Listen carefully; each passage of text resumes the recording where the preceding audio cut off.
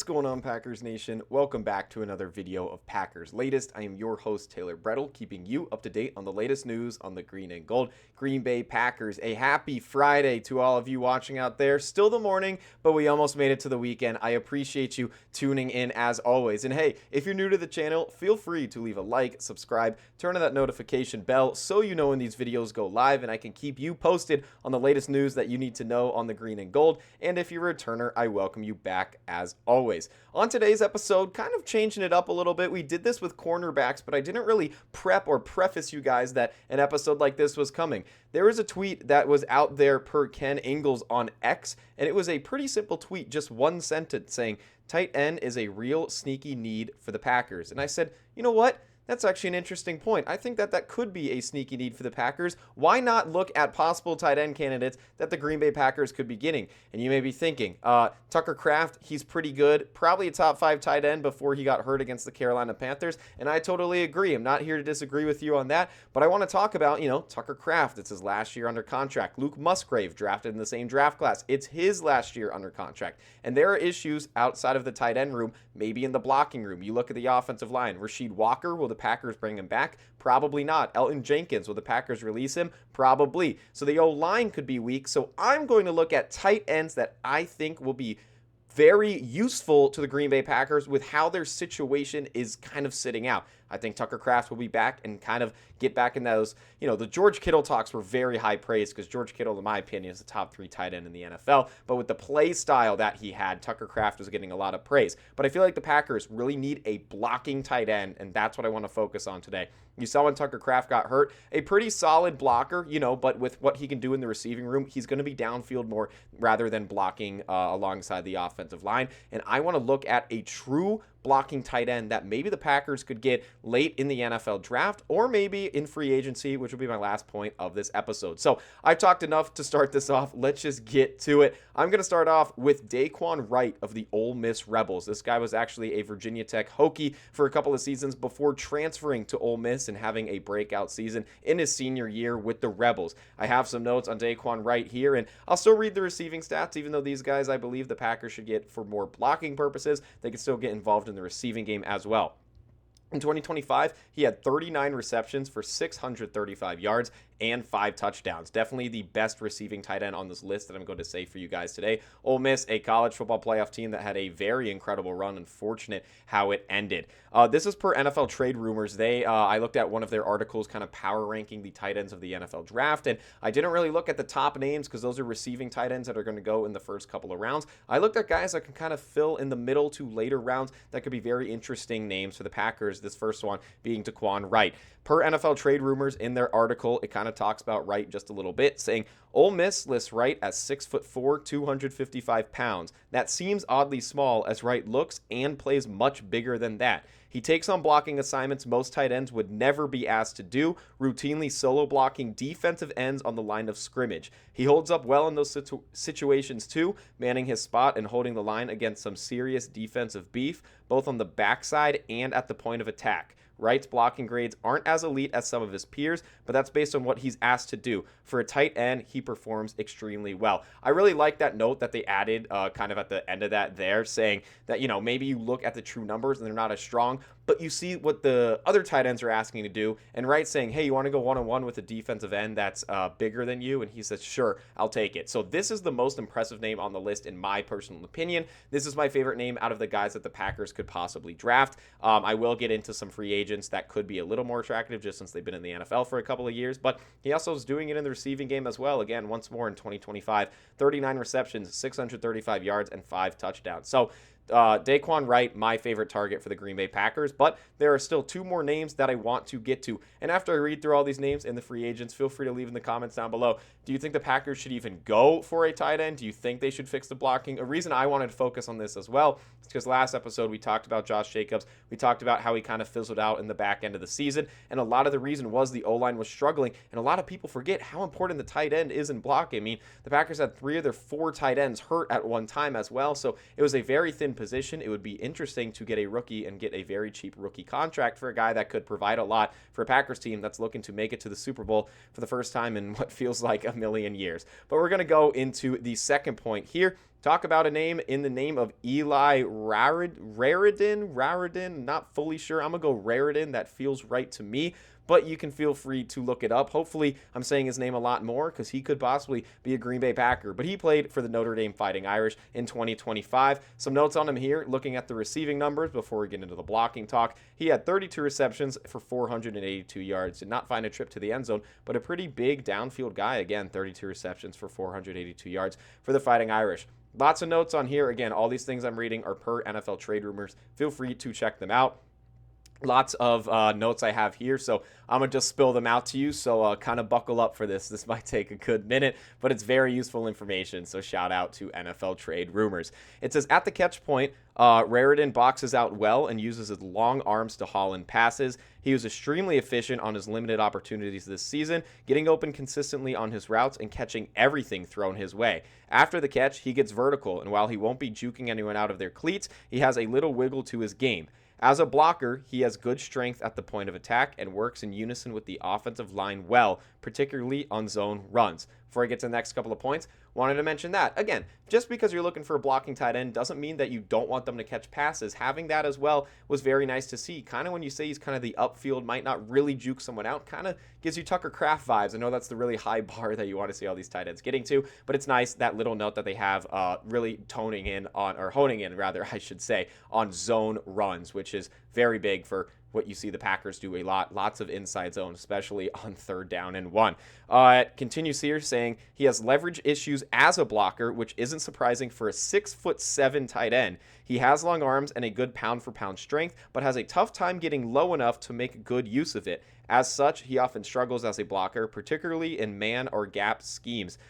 He doesn't have great top speed and won't burn past safeties often. His medical history with, again, to note, 2 ACL tears is an issue as well. One that teams will no doubtably, look at. So that is one of the problems. I am talking a lot of positives of these guys because I want them to come to the Packers, but you do have to view the negatives on why maybe the Packers will avoid him. It finishes off here saying a fun mid-round pick with untapped upside. He was used at Notre Dame, but could be proved to be more productive at the next level. He's coordinated for his size and has some upside as a blocker if his new coaches can work with him on that, but he'll make his money as a receiving threat, particularly in the red zone over the middle of the field, where I think he really stands out. So again, I wanted to include this name because he's a 6'7" tight end. They say they've used him in the blocking room.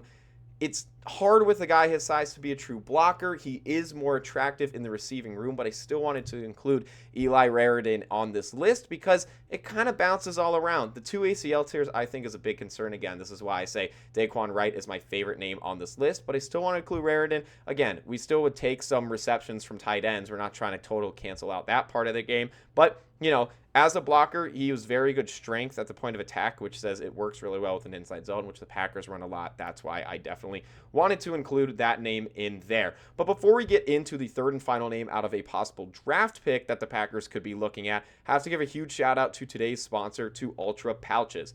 Ultra is the ultimate guilt-free pouch delivering instant focus and mental clarity without nicotine or caffeine. New customers can use code FANARK to get 15% off at takeultra.com. That's takeultra.com for 15% off with code FANARK. After your purchase, they will ask you where you heard about them, so please feel free to support our show. Let them know that I brought you there. You can scan that QR code right up there. It supports my show, supports the other shows. Really love what FANARK has done for me and able to talk about the green and gold with you guys, so feel free to mention that FANARK sent that your way.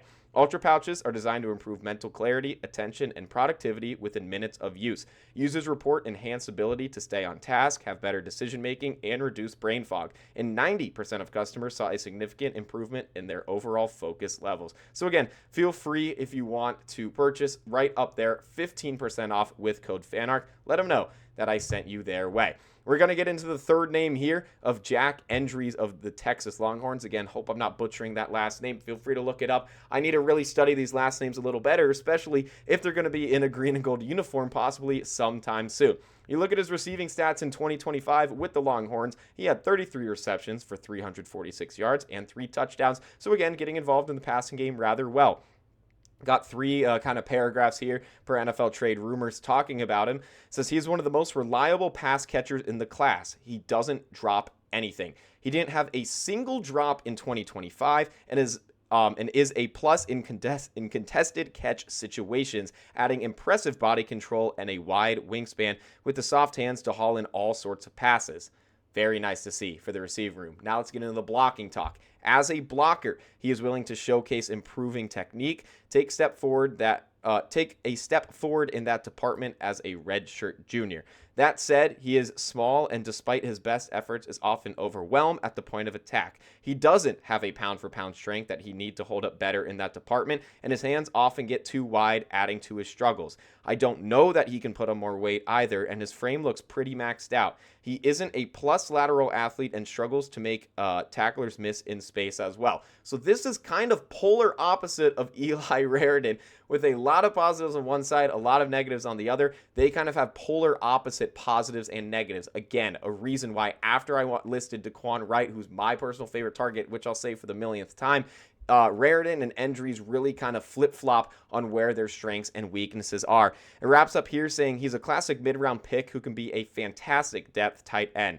As part of a rotation, his plus running route and willingness to block will be useful, and he could be a big play threat when he sees the field. I'm not sure I see the ceiling of a starting tight end in the league, but his strength outweighs his weaknesses when he's in the right role, and he can be a positive NFL contributor as a tight end 2 or tight end 3, which again is all the Packers are looking for, at least for this year. If they don't bring Tucker Kraft back, Packers are really just looking for that tight end 2, that tight end 3 role to sit alongside Luke Musgrave, because Tucker Kraft is clearly the tight end 1 for the Green Bay Packers. But that's all I got for the 3 possible draft picks that I like for the Packers. If there's a name that you like, if you think they'll even draft a tight end, feel free to leave it in the comments down below.